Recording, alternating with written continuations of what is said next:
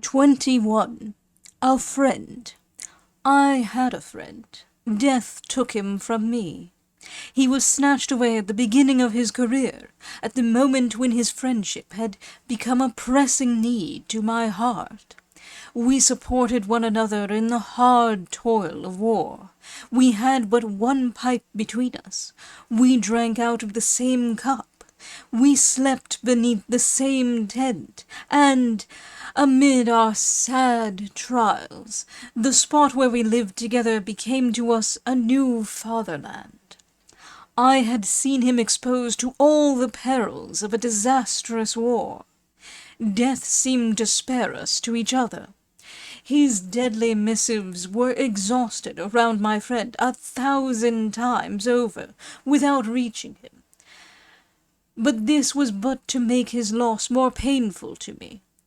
The tumult of war and the enthusiasm which possesses the soul at the sight of danger might have prevented his sighs from piercing my heart, while his death would have been useful to his country and damaging to the enemy.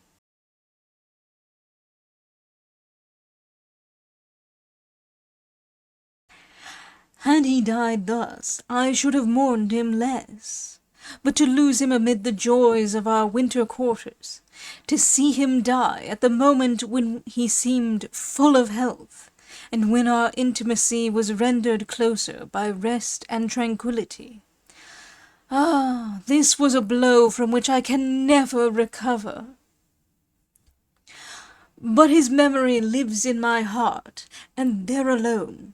He is forgotten by those who surrounded him and who have replaced him, and this makes his loss the more sad to me. Nature, in like manner indifferent to the fate of individuals, dons her green spring robe, and decks herself in all her beauty near the cemetery where he rests. The trees cover themselves with foliage, and intertwine their branches. The birds warble under the leafy sprays. The insects hum among the blossoms. Everything breathes joy in this abode of death. And in the evening, when the moon shines in the sky, and I am meditating in this sad place, I hear the grasshopper, hidden in the grass that covers the silent grave of my friend, merrily pursuing his unwearied song. The unobserved destruction of human beings, as well as all their misfortunes, are counted for nothing in the grand total of events. The death of an affectionate man who breathes his last surrounded by his afflicted friends, and that of a butterfly killed in a flower's cup by the chill air of morning, are but two similar epochs in the course of nature. Man is but a phantom, a shadow, a mere vapour that melts into the air. But daybreak begins to whiten the sky. The gloomy thoughts that troubled me vanish with the darkness, and hope awakens again in my heart. No! He who thus suffuses the east with light has not made it to shine upon my eyes, only to plunge me into the night of annihilation.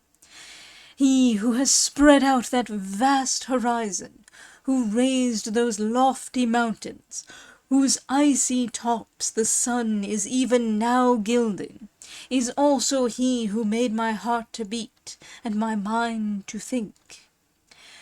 No, my friend is not annihilated. Whatever may be the barrier that separates us, I shall see him again. My hopes are based on no mere syllogism. The flight of an insect suffices to persuade me, and often the prospect of the surrounding country, the perfume of the air, and an indescribable charm which is spread around me, so raise my thoughts that an invincible proof of immortality forces itself upon my soul, and fills it to the full.